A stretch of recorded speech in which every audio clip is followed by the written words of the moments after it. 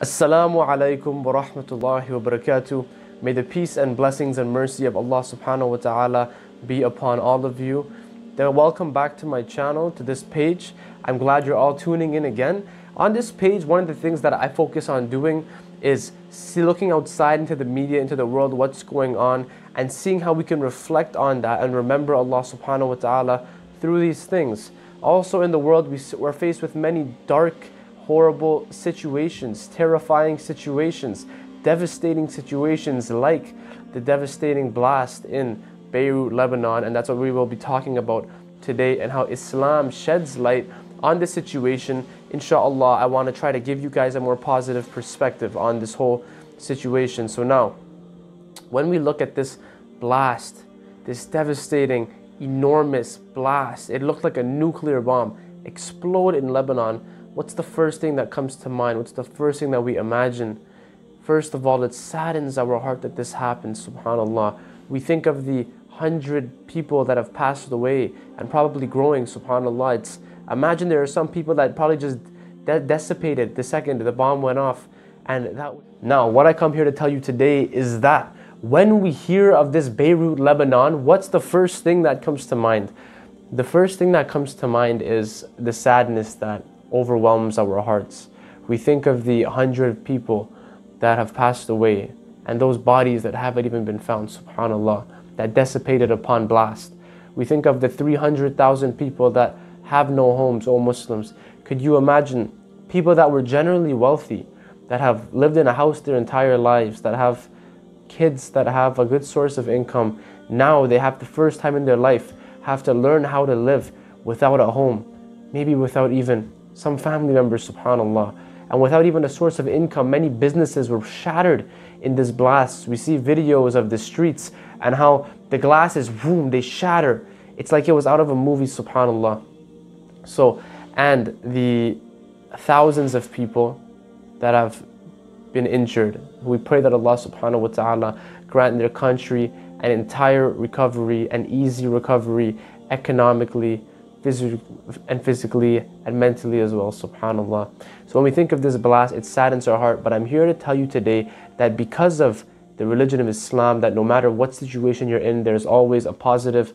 No matter how dark it is, there's always light, because in the fitna, the hardships and the trials of this dunya, there's always light, and that light is the truth, and the truth is Islam. So, O Muslims, what if I told you now that every person that died in that blast was granted the best of deaths, inshaAllah, based on hadith?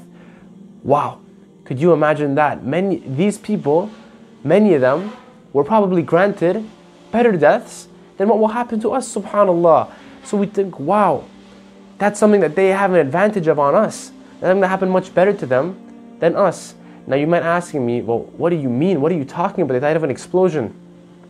Oh Muslims, we all know the concept of dying as a martyr, dying as a shaheed, and this is, if not one of, this is the best death you can be granted in Islam. And when we think of dying as a shaheed, a martyr, we think of dying on the battlefield. But oh Muslim, what if I told you that there's many other ways of passing away, but you would be granted the same reward as if you died on the battlefield in the path of Allah subhanahu wa ta'ala? Wouldn't you, subhanAllah, prefer a death this way than in just a regular way, than passing away in your daily life, not even in the path of Allah subhanahu wa ta'ala?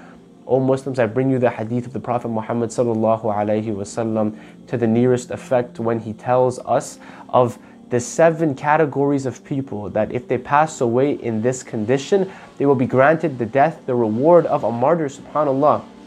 Now, in this hadith, it's a lengthy hadith, I will mention these conditions. The first condition I will mention is a person that dies of a plague. The person that dies of a plague, for example, the bubonic plague, right? Or the coronavirus even, and many other plagues. The Muslim that dies of this plague is granted the death of a martyr, subhanAllah. The second one I will mention is a person that drowns in water, is a person that is also granted the rewards of a martyr, subhanAllah.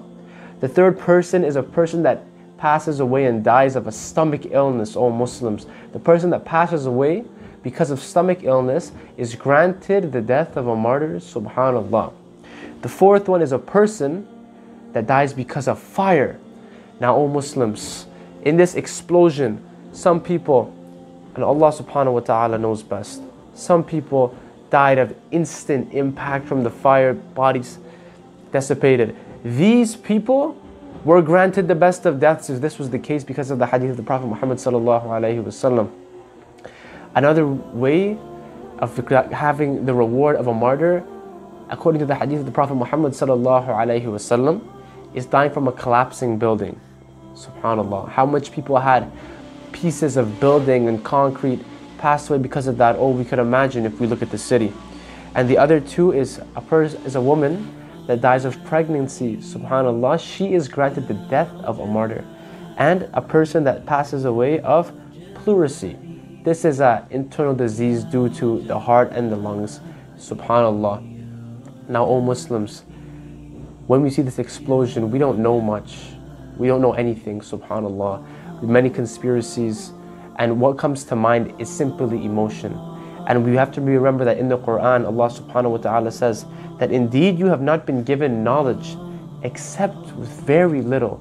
Subhanallah. And Allah subhanahu wa ta'ala is Al-Alim, He is Al-Hakim, He is the most knowledgeable, the all-knowledgeable, the all-wise.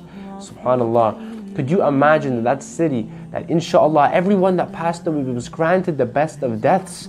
Subhanallah, they came from different parts, different paths of life. They all ended up there. Some people lived there for many years. Some people lived there for not even a year. Subhanallah. Allah subhanahu wa ta'ala took them all at once. Allah subhanahu wa ta'ala, inshallah, granted them all the death of the shaheed. Oh Muslims, look at the wisdom of Allah subhanahu wa ta'ala. So I tell you Muslims, please never ever despair in the mercy of Allah subhanahu wa ta'ala. They were all taken in the best way possible, because they were taken and they will be resurrected inshallah with the prophets, with the martyrs, with the pious and with the righteous.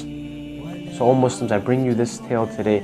I bring you this, it's not even a tale, I bring you the truth today because this dunya is darkness, and in the darkness there is a glimpse of light, and this light is Islam. It is the truth, because no matter how bad your situations are, Islam will get you out of it. No matter how bad and terrifying and devastating your situations are, Islam will get you out of it. And no matter how bad things happen around the world, we must learn the hadith and the Quran of the Prophet Muhammad sallallahu alaihi wasallam and Allah subhanahu wa ta'ala, so that we can get ourselves through this.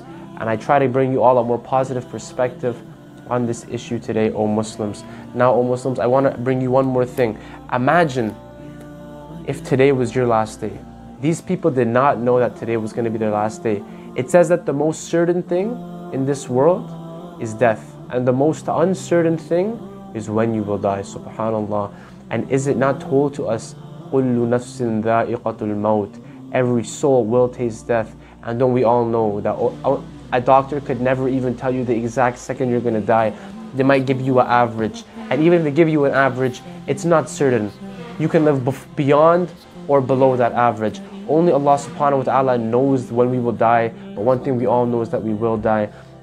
Look at the condition of the people in Beirut, Lebanon, our brothers and sisters. They didn't know this was going to happen, subhanallah. They didn't know. If they did know, what would they have probably done? If we did know, we would probably repent all night, all day, do good deeds, be closer with our family. We would leave the things that don't matter that much, subhanallah. Oh Muslims, this could happen to us tomorrow. It could happen to us today, in the next hour, in seconds. It could happen to us within 1 more year of our lifespan, or in 20 more years. And I'll tell you something, if we don't hasten to asking Allah subhanahu wa ta'ala for forgiveness, then subhanallah, what baggage, what good are we trying to bring with us? What supplications are we trying to use to help us on the day of judgment, when the only thing that will save us is the forgiveness, which is the mercy of Allah subhanahu wa ta'ala. So, O Muslims, one of the attributes of the people of Jannah are the people that would ask Allah subhanahu wa ta'ala for forgiveness. More specifically, in the last third of the night is the best time to ask Allah subhanahu wa ta'ala for forgiveness. We should constantly do it throughout our days, so that if Allah subhanahu wa ta'ala decides to take us the way that He took our brothers and sisters in Lebanon, that we are prepared for it. Now, in regards to martyrdom, there's a hadith when the Prophet Muhammad sallallahu alaihi wasallam says that if you sincerely, to the nearest effect, that if you sincerely ask Allah subhanahu wa ta'ala for martyrdom, you will be granted with it in your sleep. meaning that if you pass away in your sleep, but you sincerely made this supplication, inshallah, you will be resurrected on the day of Qiyamah amongst the martyrs. Subhanallah. So, oh my dear Muslim brothers and sisters, we make dua that Allah subhanahu wa ta'ala make us amongst the people that constantly repent to Him subhanahu wa ta'ala. We make dua that Allah subhanahu wa ta'ala grant our Muslim brothers and sisters Jannatul Firdaus and resurrect them amongst the prophets, the martyrs, the pious and the righteous. We make dua that Allah subhanahu wa ta'ala make us amongst these people, and we make dua that Allah subhanahu wa ta'ala grant the country of Lebanon and everywhere around the world an easy, fulfilling recovery. Assalamu alaikum wa rahmatullahi wa barakatuh.